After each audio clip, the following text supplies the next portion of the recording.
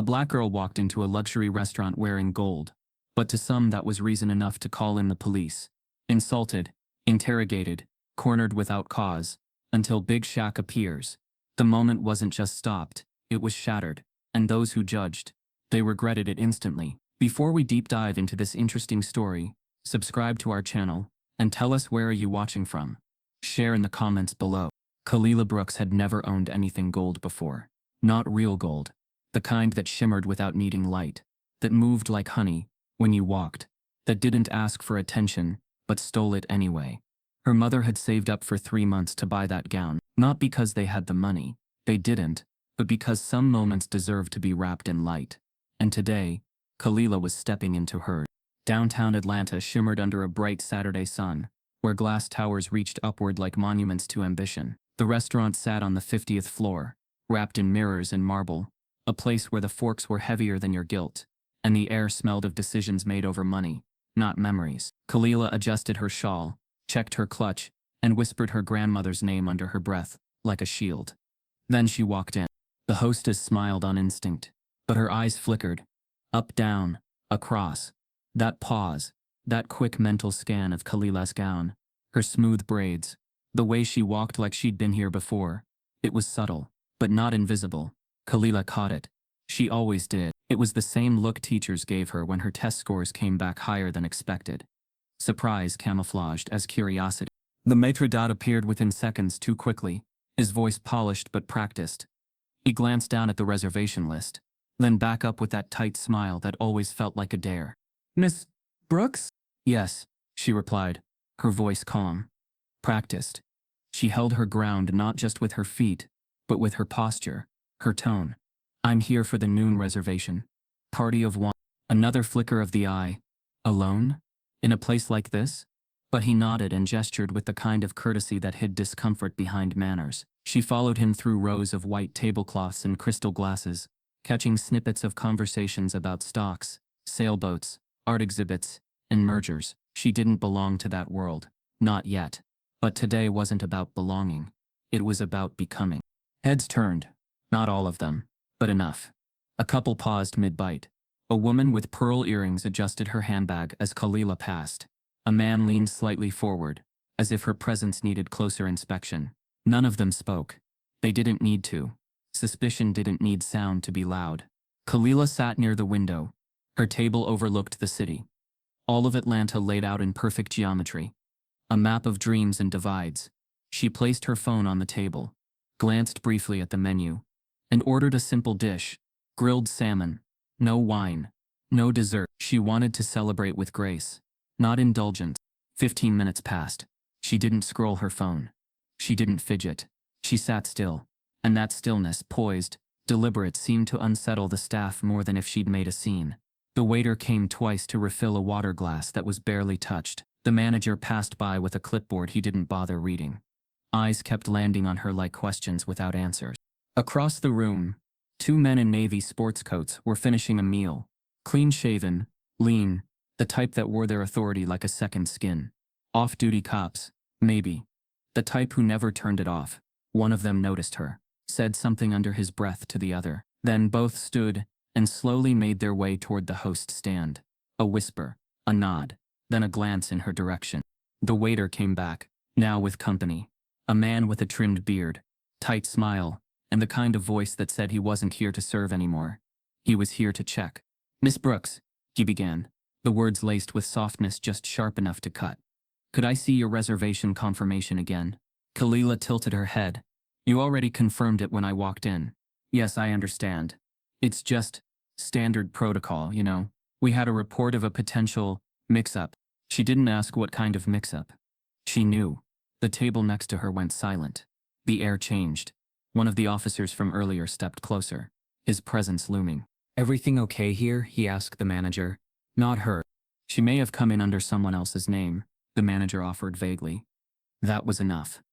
The officer stepped forward, hand resting near his belt, not threatening, but definitely not relaxed. Kalila slowly opened her clutch, pulled out her ID, her college acceptance letter, her reservation email, placed them on the table like cards in a game she didn't ask to play. The officer barely looked at them before turning back to the manager. She checks out, he said. But his tone was disappointed, like he'd hoped for something else. The manager gave a tight nod. Of course. Enjoy your meal. And just like that, they walked away. But the moment didn't. It sat there with her, heavier than her fork, louder than the jazz humming in the background. Every bite tasted of judgment. Every glance from the nearby tables carried that same question. What did she do to deserve that? Nothing. But that was the point. She finished her meal in silence, paid in cash, tipped well, better than expected, because she'd been taught that grace didn't retreat. On her way out, she caught her reflection in the tall mirror by the exit. Her gold gown glowed in the afternoon light, regal and untouchable. But inside something cracked. It wasn't anger. Not yet.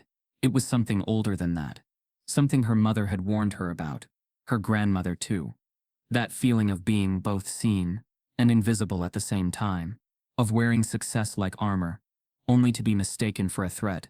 She stepped into the street, sunlight bouncing off glass and steel. Atlanta moved on. Unaware, but not untouched. Because somewhere inside her, a shift had begun. Quiet but irreversible. And the world, still pretending not to notice, had no idea what storm it had just awakened. Detective Rayburn was the kind of man whose presence arrived before he did. A squared jaw, sun-worn face, pale blue eyes that didn't blink much. Years in narcotics, then community enforcement, now special ops on paper, but mostly off-duty, paid by the city to do less than he used to but still get thanked for it. He walked like he owned the ground under his shoes. His partner, Officer Keeley, was leaner, younger, but molded in the same fire. Both men had a way of moving that made rooms shift without them saying a word. They hadn't come to the restaurant looking for a problem. Not exactly. It was a post-shift lunch, something indulgent to celebrate a closed case.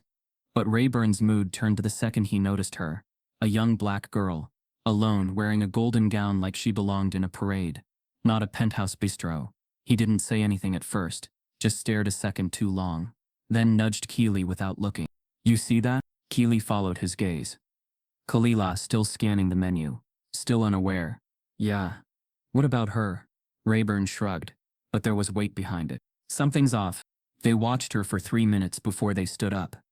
Their meals were half finished, drinks untouched, no words exchanged with her, no crime committed. Just a feeling, that old intuition they called instinct back at the precinct. The same instinct that always seemed to wake up when black skin entered white spaces, without asking permission. They walked past the wine racks, and toward the host stand. The maitre d' gave them a courteous nod, already half aware of what was coming. Rayburn leaned in, spoke just loud enough. You check her reservation. The maitre d' blinked. Oui. Yes, sir. She's confirmed. You sure? Girl that age? Alone? Dressed like that? Rayburn didn't smirk, but the condescension was thick. This isn't a prom hall. Someone could have walked in off the street. The hostess beside him stiffened, hesitated, but said nothing. Rayburn noticed, filed it away. Officer Keeley added. She flashed a reservation. Doesn't mean it's hers. Could be anyone's email. You know how scams work. The manager was called. Whispers flowed faster now. Not commands. Just suggestions laced with rank. Suggestions that carried consequences, if ignored. Then came the glances. Across the dining room. Toward Kalila's table. The soft veil of elegance in the restaurant started to lift. Underneath it, uncertainty bias. The stench of suspicion dressed in policy. Kalila, mid-sip of her water, felt the temperature change before she saw them. She caught the movement from the corner of her eye. 2 men walking toward her, with a kind of purpose that never meant anything good. She placed her glass down gently, fixed her posture. That reflex had been trained into her since she was 11. Always appear calm, always seem cooperative. Because blackers don't get second chances at first impressions. Rayburn reached the table first. You here alone, miss? His voice was calm, but there was no kindness in it. Kalila nodded. Yes. He didn't sit, didn't lean, just hovered like a question mark over her day. You got ID on you? She hesitated. Is there a problem? We've had concerns, he said. Management thinks there might have been a mix-up with the reservation. You're not in trouble. Just need to confirm who you are. She didn't ask who raised the concern. She didn't ask why no one else had been approached. She just reached into her clutch and handed over her ID. Keeley took it, looked at the name, then at her, then back at the ID. You're 17, he asked. Yes. And this reservation is under your name. It is. Rayburn leaned a bit closer now, voice lower. What brings you to a place like this? Dressed like that? Special occasion? Khalila's tone didn't falter. I got accepted into Spellman. Full ride. Today's my celebration. Keely's jaw clenched just slightly, like her answer didn't sit right. Maybe it was the pride in her voice, or the way she said it like she didn't need their permission to feel proud. Rayburn handed back her ID without looking at it again. But he didn't move. Just making sure, he muttered. Lot of scammers targeting restaurants lately. Stolen cards. Fake names. You'd be surprised. Khalila didn't respond. Her silence wasn't submission. It was strategy. The manager appeared behind them now, eyes darting from Khalila to the officers. Is everything all right? He asked nervously, as if hoping to wrap things up. Rayburn gave him a slow nod. She's fine. But he didn't walk away. Instead, he turned to the tables nearby. Spoke to no one in particular. Folks should understand this kind of thing. We can't afford to ignore red flags anymore. Seen too many setups. The words floated into the room like smoke. Poisonous. Khalila felt the shift again. How even after being cleared, suspicion still clung to her like smoke to silk. She looked around. Some diners pretended not to notice. Others gave her that pitying glance. The kind that said sorry but not sorry enough to say anything out loud. She picked up her water again. Her hand didn't shake. She wouldn't let it. Rayburn and Keely walked away, but slowly, deliberately. They didn't need her removed. They'd done what they came for. A performance, enough of one to stain the air around her. That was the goal. The confrontation wasn't about legality. It was about presence, control, declaring the boundaries of comfort, and reminding her she was trespassing. Back at their table, Rayburn leaned toward Keely. She's lying about something, he muttered. Can feel it. Keely didn't respond. He wasn't sure what he felt anymore, but he knew better than to argue. Near the kitchen, a busboy named Luis had seen the whole thing. He said nothing, just tightened his grip on the tray in his hand. He'd been the outsider once too. Different language, same silence. He watched Khalila closely, not with suspicion, but recognition. Khalila finished her meal under a fog of glances and unspoken judgments. When the check came, she paid in full. Another server, not the one who first greeted her, quietly delivered a to-go box with a small note folded beneath the lid. A wordless gesture. Nothing was written on the note, just a scribbled smiley face. She didn't smile back. Outside the restaurant, the sunlight hadn't changed. But Khalila had. Not broken, not angry yet. But something in her had sharpened. A knowing. A layer of her childhood peeled back and left behind on that linen-covered table. Inside, Rayburn signaled for another drink. He would later forget her name, but not the feeling, that quiet defiance in her eyes. It would itch at him in ways he wouldn't admit. And for Khalila, the storm was just beginning. The restaurant was built to impress. Every inch of it designed to whisper money without shouting. Chandeliers cast soft light like candle glow on velvet walls. White linens folded into precise angles. Silver forks laid out in trios like quiet soldiers beside fine china. It was the kind of place that sold an illusion, that civility lived in the cut of a tablecloth, that cruelty couldn't survive in places that served truffle butter. But today, the illusion cracked. Khalila sat still at her table, her plate cleared but untouched, the golden folds of her dress softly draping down either side of the chair. Her hands had slipped beneath the table, not fidgeting, not trembling in fear yet, just hidden, like something sacred. She'd grown up knowing her hands could be read as threats, even when empty. Especially when empty. Detective Rayburn was back. This time. Not with questions. With protocol. We're going to need you to come with us for a quick verification, he said, not asking. Officer Keely stood just behind him, arms crossed, stance casual but ready, as if her seating in a restaurant had somehow morphed into a public disturbance. The manager was beside them, trying and failing to look neutral. And to Khalila, that was almost worse than hostility, the blank professionalism of someone afraid to pick a side. Khalila raised her chin. Her voice came out even. I've already given you my ID. Rayburn smiled. That kind of tight, rehearsed smile people wear when they're trying not to call you a liar out loud. We need a little more than that. Security check. We've had reports. The words were vague, but loaded. Reports of what? From whom? No one answered. Because they didn't have to. The accusation didn't need to be spoken clearly. It was coded in their posture, their presence, in how they blocked light and dignity from reaching her. Racism in uniform didn't always shout.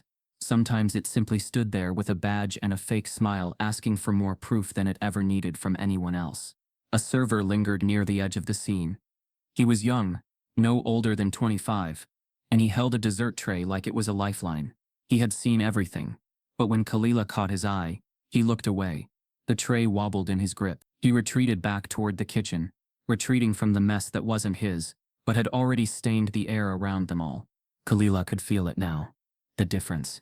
Earlier she had been the outlier, now she was the accused, and the room knew it. Conversations had quieted to murmurs, heads tilted just enough to catch fragments of her humiliation. The orchestra of silverware and low laughter had faded.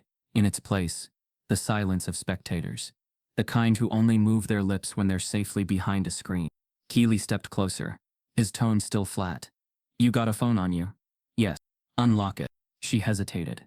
There was no warrant, no reason, no legal ground. But she knew what refusal would look like to them. Not strength, but guilt. In their world, silence was an admission. So she reached into her clutch, pulled the phone out, unlocked it, and placed it on the table without a word. Rayburn picked it up without asking, scrolled through her messages, checked her email. The glow from the screen lit his face, flickering across eyes that weren't searching for truth, just confirmation of their own suspicion. He stopped at the reservation email. "Read it. Read it again. Table for one. Under your name. Prepaid deposit." His lips pursed. He set the phone down, not gently, not roughly, just with enough weight to leave a mark. "Well," he muttered, "we'll still need to speak with the manager." He already had. Twice. But now, the theater of authority needed one more act. Something for the audience. The manager stepped forward again, clearing his throat. "Miss Brooks, we apologize for the inconvenience. It's just been a high-alert week.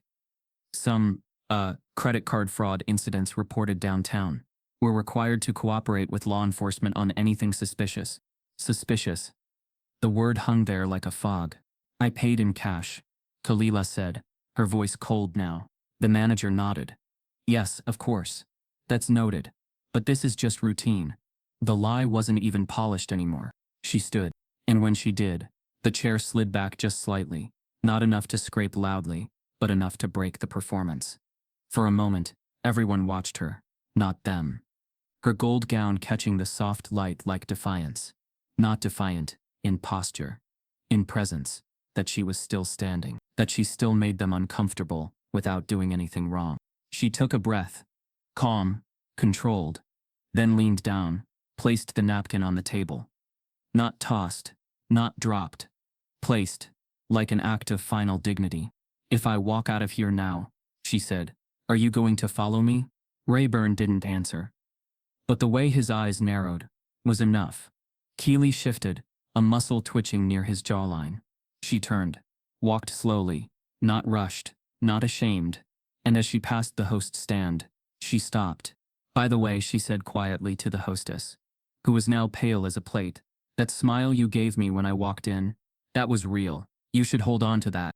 Then she stepped out into the corridor, heels tapping against polished marble, as she disappeared behind the elevator doors. No handcuffs, no apology, no justice, just absence. Back inside, the manager turned to the officers. "What now?" he asked. Rayburn exhaled. "She's clean, but if you get any complaints, keep us posted." That kind of attitude usually comes back around. The words were heavy, the tone lighter than it should have been. And as they returned to their table, their lunch had gone cold, but they didn't seem to notice. Later that evening, Kalila sat in her bedroom, dress still on, phone buzzing with messages from classmates and cousins, congratulating her on the scholarship. She answered none of them. Her hands rested on her knees. Still, not shaking, but still hiding, still remembering the weight of the moment, under that linen tablecloth. Because that day wasn't about food. It was about being seen, and being doubted for it. Kalila had never known silence could grow teeth. But as she stepped into the marble lobby of the Peachtree Tower, the hush followed her like breath fog on glass. Soft but always watching. Her heels clicked against the floor, echoing beneath high ceilings where sunlight fractured through tall windows. For a second she thought she had made it. that if she just made it to the sidewalk, just reached the spin of Atlanta air and car horns outside, she could finally breathe. But fate had never been that kind in stories like hers. The elevator sealed shut behind her with a cold whisper. She had almost reached the revolving door when she heard the voice. Not loud, not panicked, just certain. "Ma'am, I'm going to need you to stop." She turned slowly. Rayburn stood behind her, one hand already on his shoulder radio. Keely wasn't far, lingering near the concierge desk, looking down at nothing like guilt was something you could fold up and pocket. The building's doorman, tall, black and suddenly frozen between duty and dignity, watched from the side with eyes that had seen too many versions of this story already. Kalila didn't move, didn't speak. She just tilted her head, her face an unreadable canvas. But Rayburn was already speaking into the mic clipped to his vest, requesting unit at Peachtree Tower. Potential identity fraud. Subject attempting to leave scene. Fraud. Not disturbance. Not error. Fraud. The kind of word that wraps suspicion in legality, that gives injustice the vocabulary of law. And suddenly the exit wasn't an exit anymore. It was a wall, a line she wasn't allowed to cross without consequence. Rayburn stepped forward, not fast but sure. Each step calculated, like she might bolt. Like this was a scene out of some crime show where guilt was always in the skin. Kalila didn't move, didn't back down, but her hands, they were clenched now. Barely, just enough to sting.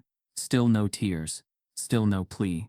Just that tight, aching stillness of someone who refuses to bend because bending feels too close to breaking. "What part of your job says I can't walk out of a building?" she asked finally. Rayburn's jaw flexed. He didn't answer. He didn't have to.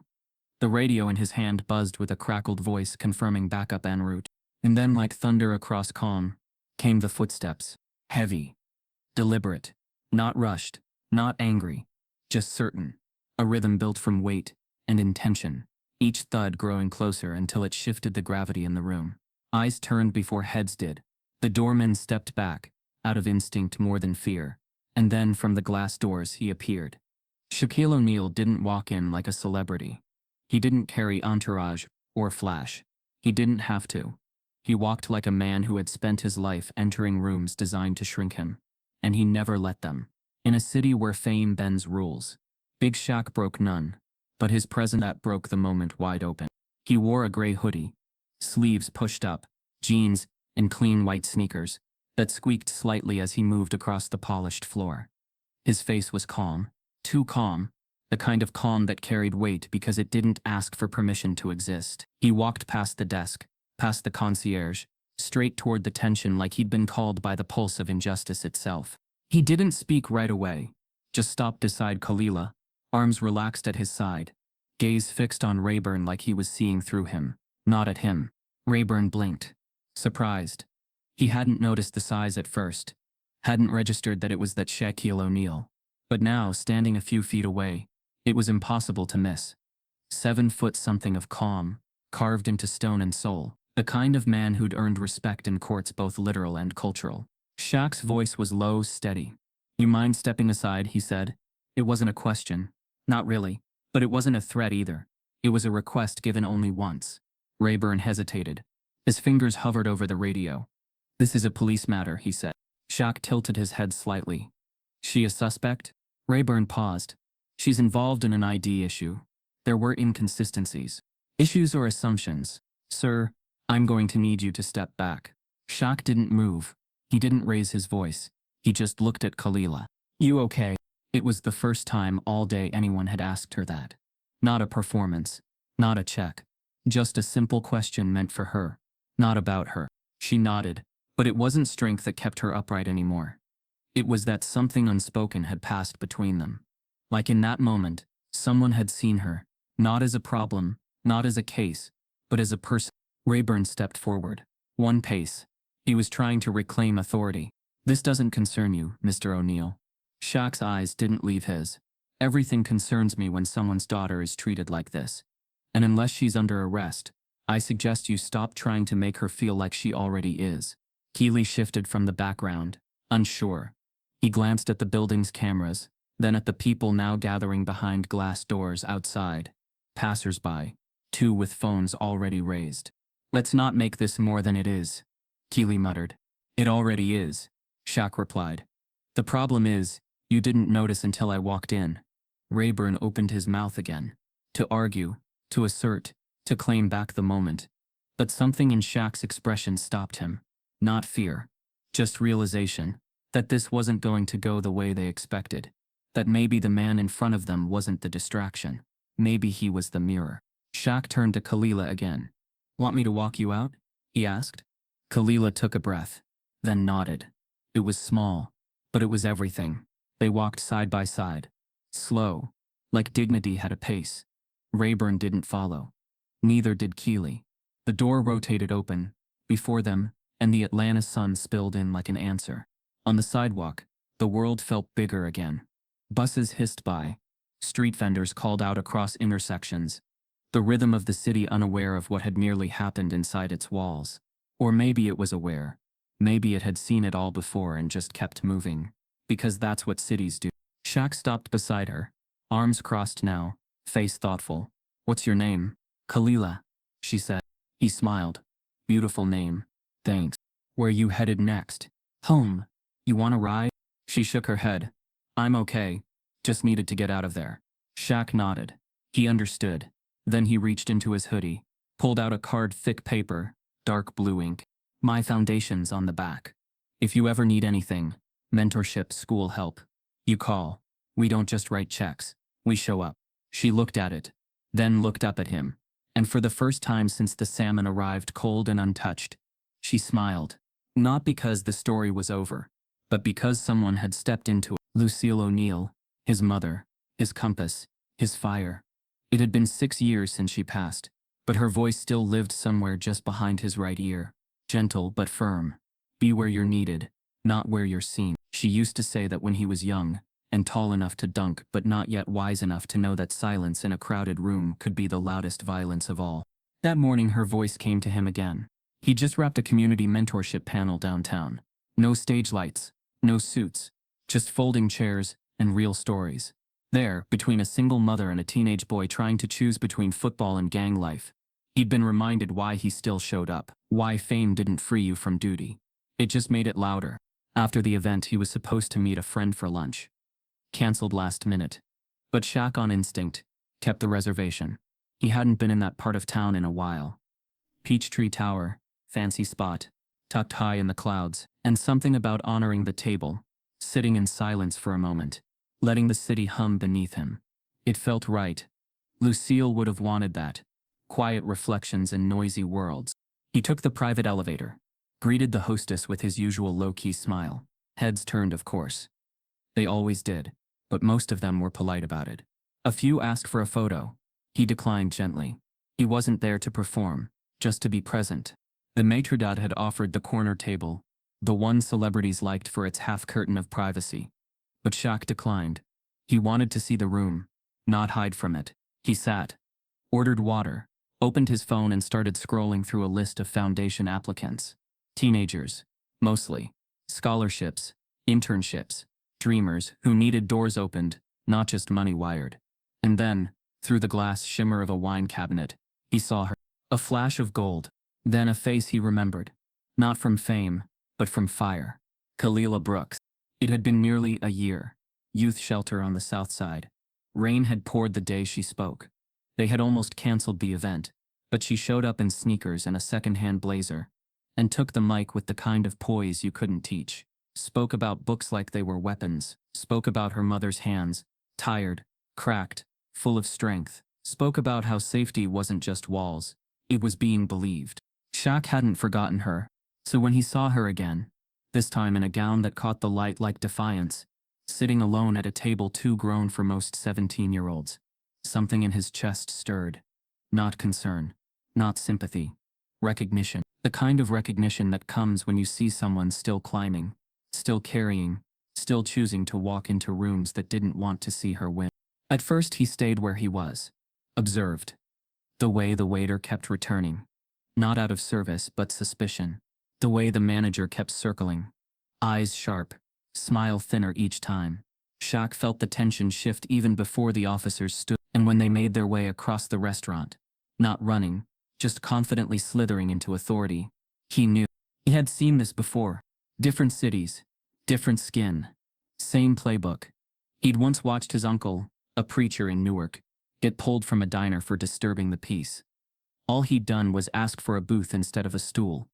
Shaq was 12 then, didn't understand all the language, but understood the rage in his uncle's shoulders, understood the heat behind his mother's voice when she whispered, "Don't you ever forget this." He hadn't, so when Kalila stood, voice quiet but posture straight, trying to walk out of that place with more grace than she'd been given, and Rayburn, tall, pressed, armed with assumption, stepped in front of her like the law had something to say. Shaq felt Lucille again, louder this time, closer. "Now, son, go stand where you're needed." He didn't rush. That wasn't his way. He walked like a man who didn't need to introduce himself, like gravity had already made the announcement. When the officers looked up, their confidence flickered, just slightly. The moment had been theirs. But now, it had an audience. Shaq didn't plan what to say. He never rehearsed justice. It came from wherever the wound was. "You mind stepping aside?" That's all it took. He hadn't intended to be anyone's rescue.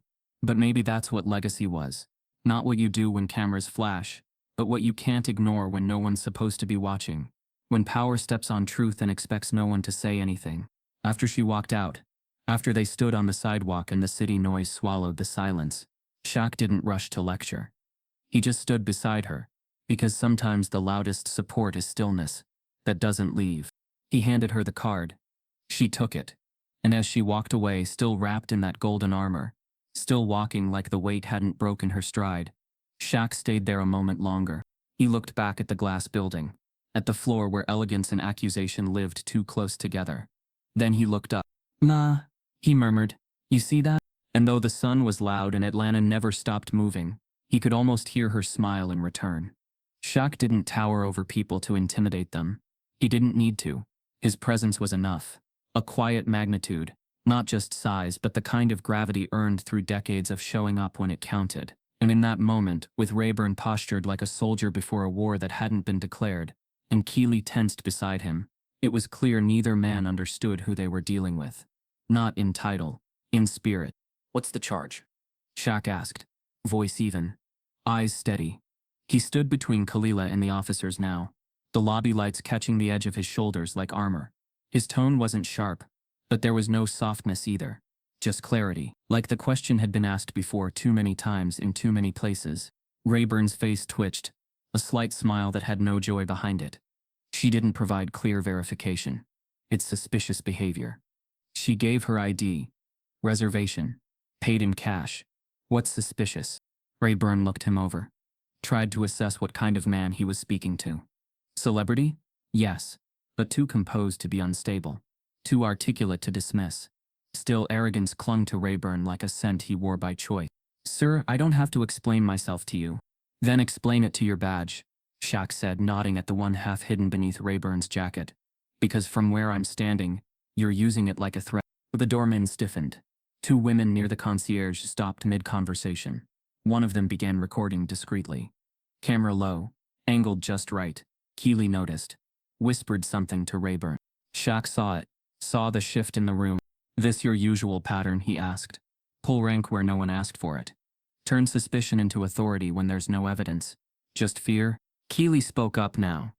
She matched the description of someone flagged last week. "That's why we checked." Shaq turned his full frame toward him. "You got that description on paper?" Keeley hesitated. "We're still checking records. You check them before or after you followed her." Rayburn stepped forward. "Sir, you're escalating this." Shaq didn't move. His tone remained the same. Calm, precise. "No, officer, I'm asking questions." "That's what you said she couldn't do." The silence was sharp now. Not from awkwardness, from clarity. Everyone nearby was listening. A server paused halfway through wiping down the counter. A couple near the windows leaned just slightly in. The energy in the lobby had changed. The unspoken fear of authority had found a challenger it couldn't easily box. "You think just because you got a badge you can put people on trial before they even eat lunch?" Shaq continued. "You think calling backup gives you more right to be wrong louder?" Rayburn was red now, flushed around the neck, jaw clenched. He opened his mouth, but Shaq didn't stop. "You didn't stop her because of a report. You stopped her because she didn't fit your idea of who belongs up here. And now, because I saw it, you're trying to tighten the script. You're making assumptions about. No. Shaq cut in. Firm now. Not loud. Just final. I'm making observations. There's a difference. You assume. I see. There was a pause. Heavy. Then came the voice from behind the desk. The restaurant manager. Nervous. Voice cracking slightly. Mr. O'Neill, maybe we could move this conversation somewhere private. Just to de-escalate. Shaq turned to him. You want private now? Was it private when you let them walk up to her table like that? Was it private when your staff stood by like they'd seen this movie too many times to care? The manager didn't answer. His gaze dropped to the floor. Shaq looked around the room. How many of y'all would have said something if I hadn't walked in? Silent. One phone kept recording. This place prides itself on elegance, he said, stepping slightly to the center of the lobby. On luxury. But what's elegant about humiliation? What's luxurious about turning a young woman into a suspect because she's black, alone and confident? He didn't have to raise his voice. His words filled the room because truth has a frequency that vibrates past flesh and into memory. You don't need sirens to cause damage, he said, softer now. Sometimes all it takes is silence and the wrong people in charge. Rayburn looked to Keeley, then toward the exit. He felt it, the ground slipping, the control unraveling. His authority wasn't growing. It was shrinking in the presence of someone whose power didn't rely on fear, but reason. And that terrified him more than any threat ever could. Shaq turned back to Kalila. She hadn't moved, but her shoulders had lowered, her hands unclenched. She looked at him not like a savior, but like someone who understood. Rayburn gave one final attempt. This was a misunderstanding. We were doing our job. Then do it better, Shaq replied. And with that he stepped aside, let Kalila walk out on her own. She didn't look back, not because she didn't care, because she didn't have to. The story had already changed, not just for her, for everyone who had watched and said nothing. As the glass doors closed behind them, Rayburn stood in the echo of what had just happened, the words still hanging like a warning none of them could unhear. Shaq didn't storm through the doors. He didn't raise his voice, slam a hand on the counter, or threaten lawsuits. He walked back into the restaurant lobby like a man arriving to close a deal. Quiet, focused, unstoppable. The kind of calm that made people nervous because it didn't seek permission. The manager who had tried earlier to smooth over everything with polite phrases and toothless apologies, saw him return and felt the weight of something shift. Shaq went straight to the host stand. The same staff were there. The hostess from earlier now pretending to rearrange menus. The young man who had brought Kalila water suddenly obsessed with the placement of wine glasses. No one met his eyes. I want your security footage, Shaq said to the manager, who had appeared like a reflex. Lobby, dining room, anything that shows her, from entry to exit. The manager stammered, caught between corporate policy and public fear. It's not something we can just give out. You already gave out suspicion, Shaq replied. Now I want the evidence. He didn't shout, but his words had that quiet weight, the kind that cleared rooms, the kind that made everyone nearby realize they were about to witness something bigger than a complaint. This wasn't about Kalila anymore. Not only her. It was about the system that kept her story on repeat, in different skin, different cities, same silence. The manager gestured to a man in a gray vest, who vanished through a side door. Minutes ticked by. Shaq waited, arms crossed, eyes steady. Outside, through the tall front windows, a crowd was beginning to swell, not large yet, but noticeable. Word had gotten out. A few phones pointed toward the doors. Someone on a Bluetooth headset said Shaquille O'Neal's name 3 times into thin air. Then came the screech of tires. A dark blue Toyota Corolla pulled up hard to the curb. Out stepped Delroy Brooks. 52. Shoulders like cement bags, jaw set like a fuse half lit. His boots hit the sidewalk like hammers. He didn't pause, didn't hesitate. He headed for the door like a man walking into war. Kalila's father had served in 2 tours, carried metal in his spine and ghost stories in his sleep. He knew how to read terrain, even when it wore suits instead of sand. When the restaurant called him vague, hurried, just enough detail to spark panic, he dropped everything, didn't ask for a backstory. Just heard your daughter and law enforcement in the same sentence and felt a fire rip through his chest. But just before he could reach the door, Shaq stepped out. Delroy, he said, meeting him face to face. Wait. Delroy stopped. Not out of obedience, out of surprise. No one called him by his first name like that. Not since his wife died. Not since everything had started feeling like a threat in a nice suit. You Shaquille, Delroy said. Voice low. You the one she called? She didn't call, Shaq said. I saw what happened. I stepped in. Delroy's fists tightened. She okay? She's home now. Safe. But shaken. Delroy's breath came hard. Heavy. They touch her? No. Then why you stopping me? Shaq didn't flinch. Because I'm doing it another way. And I need you not to burn the room before I expose it. Delroy looked past him. Through the window. At the same walls that had once surrounded his daughter like a cage. He'd seen it before. Uniforms flexing power. His own record showed restraint, under fire. But when it came to Kalila, restraint felt like betrayal. They called me, he said, had the nerve to say she was causing a disruption. My daughter, all she did was show up dressed like success. I know, Shaq said. You want me to stand here while they twist it into nothing? No, Shaq said. I want you to stand here long enough for it to mean something. Delroy stared at him, then looked at the small crowd gathering down the block. Some had cameras, some just watched. The moment wasn't private anymore. Shaq put a hand on Delroy's shoulder. Let me finish this the right way. Delroy didn't nod, didn't agree. But he stepped back, just slightly. Inside, the gray-vested staffer returned with a tablet and a cord. The manager glanced nervously around, then gestured for Shaq to follow, into a small back office, no bigger than a closet, lined with liquor inventory and outdated wallpaper. Shaq stood behind the man as he pulled up surveillance. Time-stamped footage loaded on screen, minute by minute, table by table. First, Kalila walking in, graceful, confident, alone. Then the check-in. Calm, normal, no hesitation. Then seating. Then eating. Nothing out of place. No attempt to skip payment. No suspicious exchanges. No raised voice. No wandering. Nothing. Shaq folded his arms. Play it again. They did. Same result. Shaq looked at the manager. This is your policy then. Anyone who doesn't look like they belong, you call the police.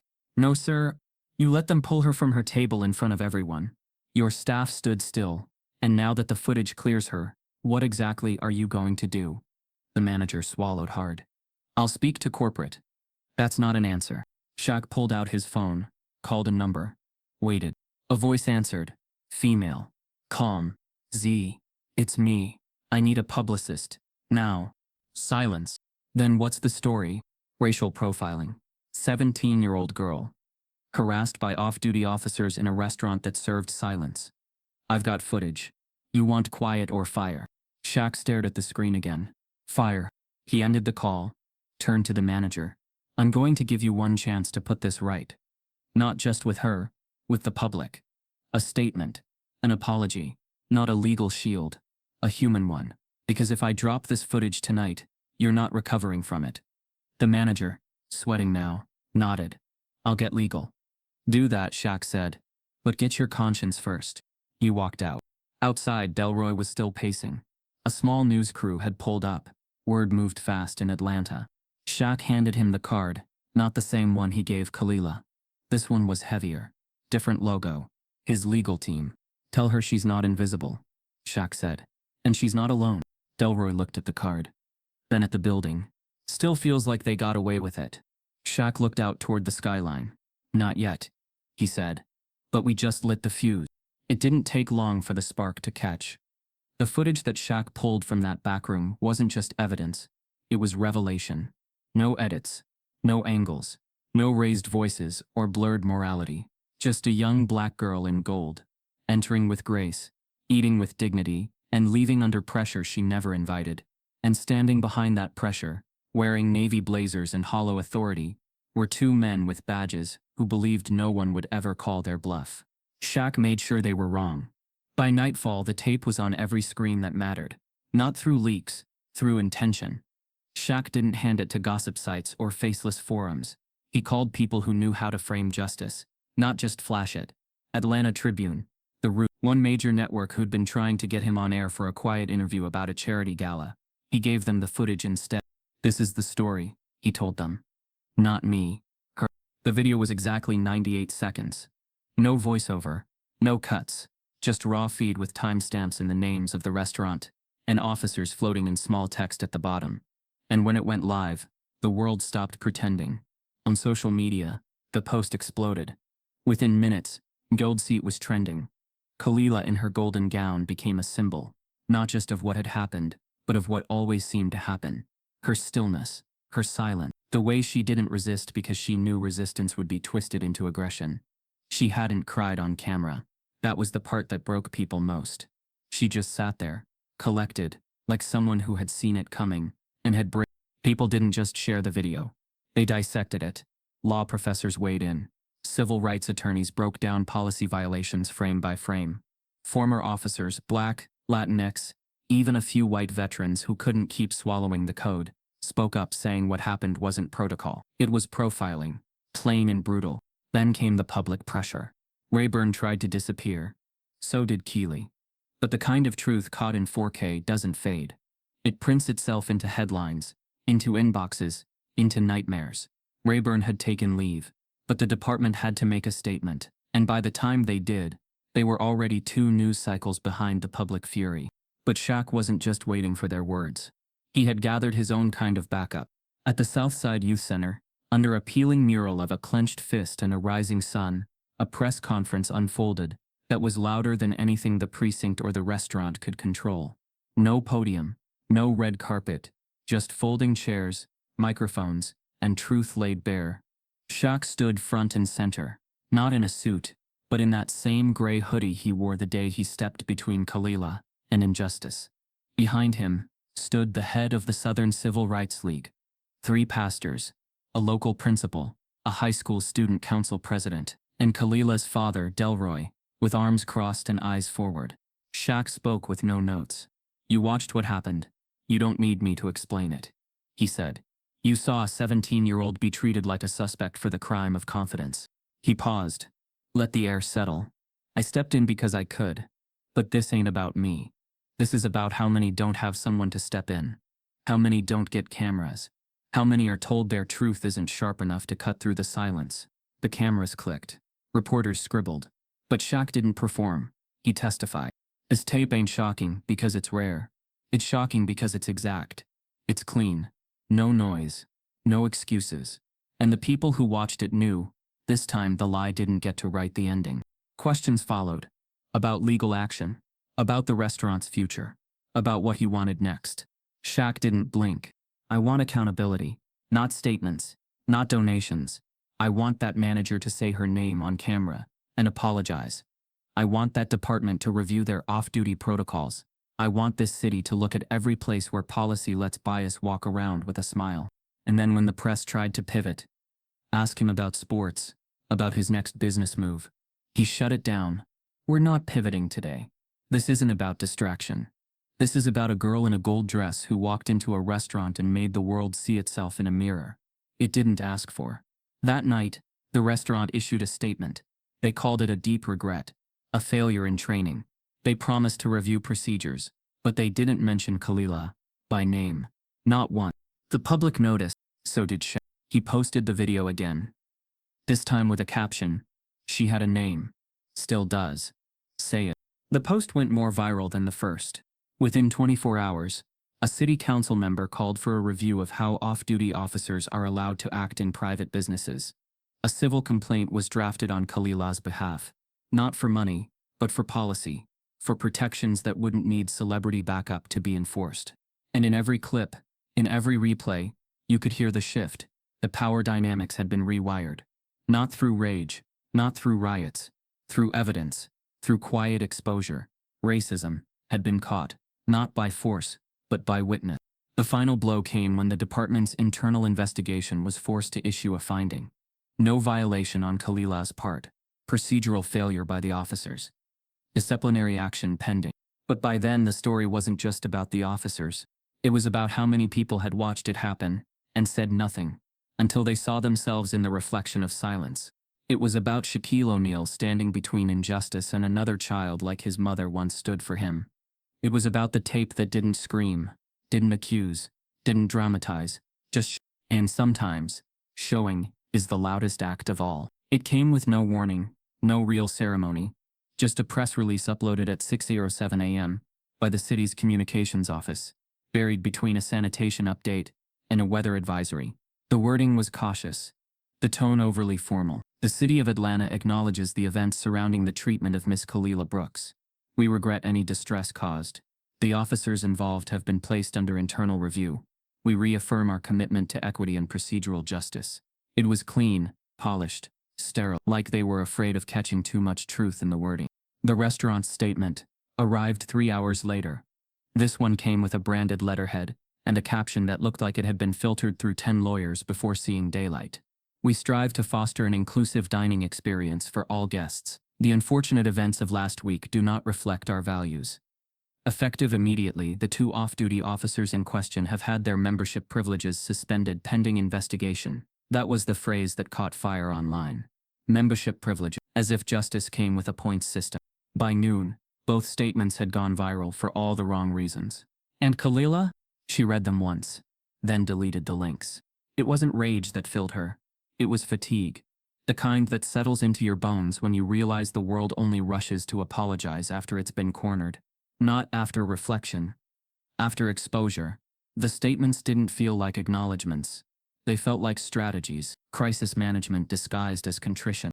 She sat on her bed in that same gold gown. Not because she hadn't changed, but because she couldn't bring herself to take it off yet. It had started as a symbol of triumph. It now carried the weight of survival. She touched the hem where the fabric had gathered beneath the restaurant table just before the officers approached. It still held the crease of that moment, quiet, deep, unshaken. Her father entered the room without knocking. He never knocked, not when it was something he didn't want to disturb.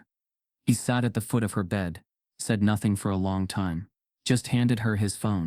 On the screen, a scholarship letter from the Shaquille O'Neal Legacy Foundation. Not just for tuition, full ride, books, housing, travel, mentorship.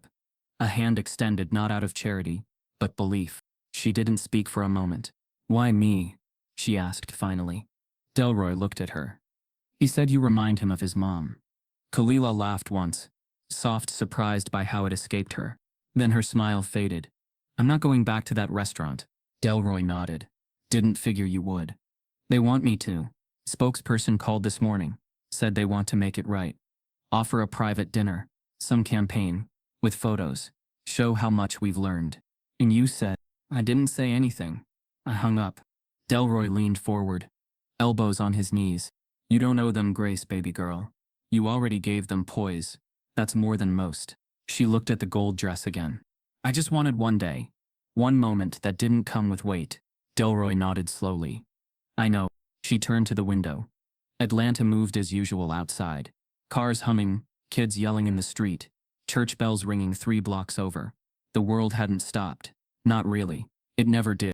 And still, she felt like it should have. Later that evening, Shaq recorded a video. No crew. Just him on his phone, sitting at a desk with a black and white photo of his mother in the background. His voice was steady, soft, not rehearsed. I'm not here to praise apologies, he said. I'm here to remind you that some wounds don't fade just because someone says sorry, under pressure. Apologies aren't cures, especially when they show up late. He paused. But sometimes, scars become shields. And sometimes, witnesses become warriors. The video ended with a close-up of a folder. Kalila Scholarship. Signed, sealed. The words "We see you" stamped across the bottom in bold blue letters. The clip spread fast. Not just because it was Shaq, but because it said what others wouldn't. That justice isn't just about correction. It's about recognition. Real, raw, earned recognition. Days passed. The media attention didn't fade. Not fully, but it thinned. Moved on to another scandal. Another trending injustice. But the tape lingered. It still surfaced in classrooms, on podcasts, at community forums. Activists played it at city council meetings. Students dissected it in debate clubs. Professors cited it in criminal justice courses. And somewhere in all of that noise, Kalila stayed quiet. She didn't need to be everywhere. Her presence had already spoken. Her stillness had already rewritten a narrative. But what mattered most was that now, when she walked into rooms, lecture halls, libraries, offices, she carried something different. Not just the memory of that day, but the proof that silence could shatter ceilings if you stood still with enough strength. She wore the gold gown one last time. At the foundation gala, 3 months later, not for the cameras, not for the applause, but because it belonged to her story, not to the place that tried to strip it from her. As she stood on stage beside Shaq, accepting her scholarship, the lights above shimmered in a way that reminded her of that restaurant ceiling. Same glow, different story. This time, no one questioned her presence. No one checked her ID. They knew her name before she even stepped up. She didn't give a speech, just one sentence. I don't forgive the silence, but I thank the ones who broke it. The room rose to its feet, not because they were told to, but because they understood. The bleachers creaked under the weight of restless energy. Not from age, but from expectation. The gym smelled of fresh wax and old sneakers, of basketball sweat and cafeteria soap. It was a public high school in southwest Atlanta, nothing special to most cracked backboards, faded banners, a scoreboard that blinked like it was tired of pretending the game still mattered. But today, it wasn't about games. It was about stories, and one story in particular that refused to die quiet. The folding chairs on the floor were filled, rows of teens in hoodies and braids, Air Forces and honor roll sashes. The kind of students people underestimate without ever meeting, the kind who dream with volume, but walk in silence because the world tells them not to disturb the room. The gym buzzed with the kind of attention only truth could command. At the center of it, under a single spotlight shaped by afternoon sun leaking through dusty windows, stood Shaquille O'Neal. He didn't wear a suit, just jeans and a gray crewneck that read "We see you" across the chest. His presence filled the space the way rivers fill valleys, calm, patient, unstoppable. He stood at half court, mic in one hand, the other in his pocket. No paper, no notes, just gravity and purpose. I ain't here to preach, he started, voice steady, slow. Y'all get enough of that. A few students chuckled. Others just leaned in. I came because I was reminded this year that sometimes the biggest moments don't happen on a stage. They happen when no one claps. He let the words settle, a gym full of heartbeat-level silence. I saw something, he continued, walking a slow arc across the center. Something ugly, something quiet. It didn't happen in a back alley or a bad neighborhood. It happened in a place that smelled like money, looked like power, and called itself classy. His voice didn't rise, but it deepened, sank lower, like a bass line under a ballad. A girl walked into a restaurant to celebrate herself, dressed in gold, head up, alone, not because she didn't have people, but because she didn't need to shrink to feel strong. He paused, looked around, and the room didn't like it. There were no murmurs, just the creak of another bleacher. Someone adjusting themselves like they suddenly felt the heat of recognition. She didn't argue, didn't yell. She followed every rule they'd written, and still got written off. He turned and pointed at the floor under his feet. This place? Y'all know what happens here. You play your hearts out, you get scholarships, you win state. Some of you dunk like the rim owes you rent. But I'm telling you now, the most important room you'll ever walk into ain't gonna have a scoreboard. It's gonna have power. It's gonna have silence. And it's gonna make you question if you belong. Shaq's tone softened now. But you do. Even when it's uncomfortable. Especially then. He walked toward the back row, where a girl in a silver head wrap sat with her arms folded tight but her eyes wide open. There's always gonna be rooms that don't want you, he said. Walk in anyway. Just be louder than the silence. No one moved. No one scrolled. Even the teachers, lined up against the wall like referees at a championship, had lost track of time. Shaq looked up at the championship banners. Dusted blue and white. Faded gold lettering. Legacy ain't what you leave behind when you die. It's what you stand up for while you're still here. Then he looked down. At the court. The same hardwood he once played on in high school. A different city. Same feeling. Y'all think I'm big, he said with a soft grin. But that day, I didn't feel like a giant. I felt like a mirror. Like it was my job to reflect the truth so nobody could pretend they didn't see it. He glanced at a teacher near the back, who nodded once. That kind of quiet agreement only earned by lived experience. I didn't save her, Shaq said. She saved herself by staying still. I just made sure the world saw it. He let the sentence hang. Then he leaned closer to the mic, voice even quieter. You don't need to fight every battle. But when you see someone standing alone in a room that doesn't want them, don't be the door that closes behind them. Be the one that stays open. The gym didn't erupt in applause. Not at first. It just breathed, as if something heavy had passed through and left behind clarity. Then, a single clap. Then two. Then the room rose. Not wild. Not explosive. Just solid. United. Like it had understood a truth it didn't know it had been waiting for. Shaq stepped back. Lowered the mic. And that's when they wheeled in the small podium at the side. Nothing flashy. Just a simple wooden stand with a single folder resting on it. Shaq opened it.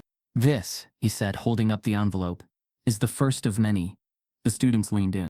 "A scholarship, named after someone who reminded me that sometimes the bravest thing you can do is stay seated." He didn't say her name. He didn't have to. Everyone had seen the video. Everyone had felt the shift. They all knew the story by now, and somehow that made it more powerful. Because it wasn't just Khalilah's anymore.